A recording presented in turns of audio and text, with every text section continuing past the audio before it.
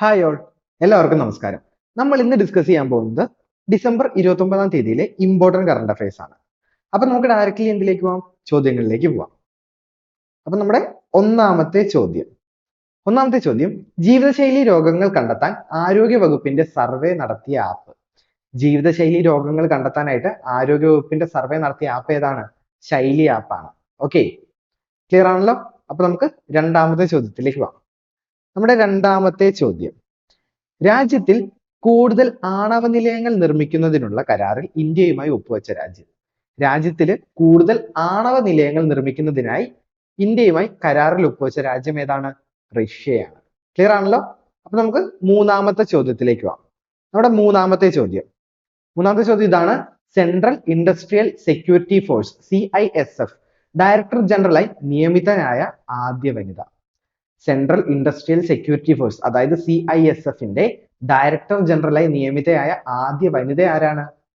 വനിതയാണ് നീന സിംഗ്. നീന സിംഗിന്റെ ഫോട്ടോ ഞാൻ കൊടുത്തിട്ടുണ്ട്, എല്ലാവരും കണ്ടു നോക്കാം. അതുപോലെ തന്നെ LGS-നും LDC-ക്കും കറണ്ട് അഫയേഴ്സ് എത്ര മാർക്കിനാണ്? 20 മാർക്കിനാണ്. അപ്പം നമ്മുടെ കറണ്ട് അഫയേഴ്സ് വീഡിയോസ് എല്ലാ ദിവസവും നിങ്ങൾക്ക് കിട്ടുന്നുണ്ട്, കൃത്യമായി കാണുക. അതുപോലെ തന്നെ ജനുവരി 1-നുള്ളിൽ നമ്മുടെ റൂട്ടഡ് ആപ്പ് ഡൗൺലോഡ് ചെയ്യാത്തവർ എത്രയും പെട്ടെന്ന് ഡൗൺലോഡ് ചെയ്യുക. കാരണം നമ്മുടെ LDC കോഴ്സ് നിങ്ങൾക്ക് ഫ്രീ ആയിട്ട് കിട്ടണമെങ്കിൽ ജനുവരി 1-നുള്ളിൽ വേണം ഡൗൺലോഡ് ചെയ്ത് കോഴ്സിൽ എൻറോൾ ചെയ്യാൻ. എല്ലാ ആഴ്ചയും നമുക്ക് മോക്ക് ടെസ്റ്റും കാര്യങ്ങളും വരുന്നുണ്ട്. അതുകൊണ്ട് എത്രയും പെട്ടെന്ന് തന്നെ റൂട്ടഡ് ആപ്പ് ഡൗൺലോഡ് ചെയ്യാം. അപ്പൊ നമുക്ക് എന്ത് ചെയ്യാം? അടുത്ത ചോദ്യത്തിലേക്ക് പോവാം. അപ്പൊ നമ്മുടെ നാലാമത്തെ ചോദ്യം ഇതാണ്. കോപൈലറ്റ് എന്ന ജനറേറ്റീവ് AI അസിസ്റ്റന്റ് അവതരിപ്പിച്ച കമ്പനി. കോപൈലറ്റ് എന്ന ജനറേറ്റീവ് AI അസിസ്റ്റന്റിനെ അവതരിപ്പിച്ച കമ്പനി ഏതാണ്? മൈക്രോസോഫ്റ്റ് ആണ്. ക്ലിയർ ആണല്ലോ? നമുക്ക് അഞ്ചാമത്തെ ചോദ്യത്തിലേക്ക് പോവാം. നമ്മുടെ അഞ്ചാമത്തെ ചോദ്യം, അപ്പോഫിസ് 99942 എന്ന ചിഹ്നഗ്രഹത്തെ കുറിച്ച് പഠിക്കാനായിട്ട് നാസ വിക്ഷേപിക്കുന്ന ദൗത്യം ഏതാണ്? ദൗത്യത്തിന്റെ പേരാണ് ഒസിരിസ് അപ്പെക്സ് എന്നാണ്. എന്താ? അപ്പോഫിസ് 99942 എന്ന ചിഹ്നഗ്രഹത്തെ കുറിച്ച് പഠിക്കാൻ നാസ വിക്ഷേപിക്കുന്ന ദൗത്യത്തിന്റെ പേര് നൽകിയിരിക്കുന്നത്. ക്ലിയർ ആണല്ലോ? അപ്പൊ നമുക്ക് ആറാമത്തെ ചോദ്യത്തിലേക്ക് പോവാം. നമ്മുടെ ആറാമത്തെ ചോദ്യം ഇതാണ്. 2023 ഡിസംബറിൽ സംസ്ഥാനത്തെ വനം വികസന ഏജൻസികളും ഇക്കോ ടൂറിസം കേന്ദ്രങ്ങളിലും വിജിലൻസ് നടത്തിയ മിന്നൽ പരിശോധന.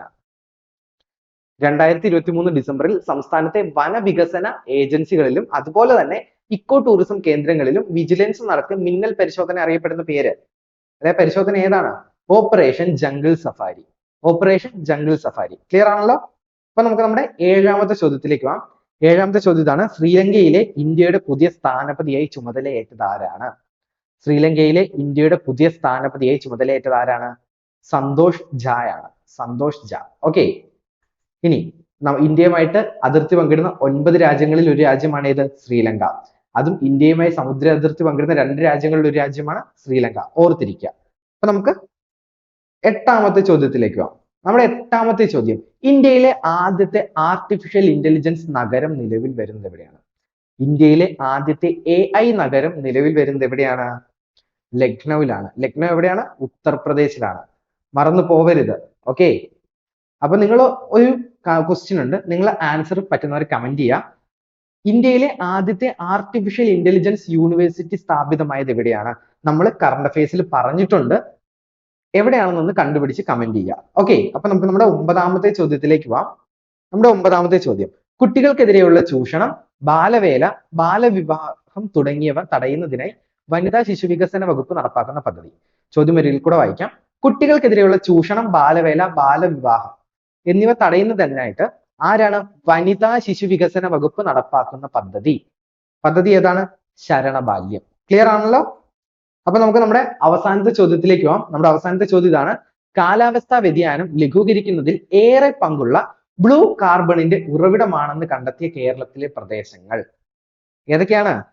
നമ്മുടെ സ്വന്തം കുട്ടനാടും വേമ്പനാട്ട് കായലുമാണ് ബ്ലൂ കാർബണിന്റെ ഉറവിടമായിട്ട് കണ്ടെത്തിയ കേരളത്തിലെ പ്രദേശങ്ങൾ. ക്ലിയർ ആണല്ലോ?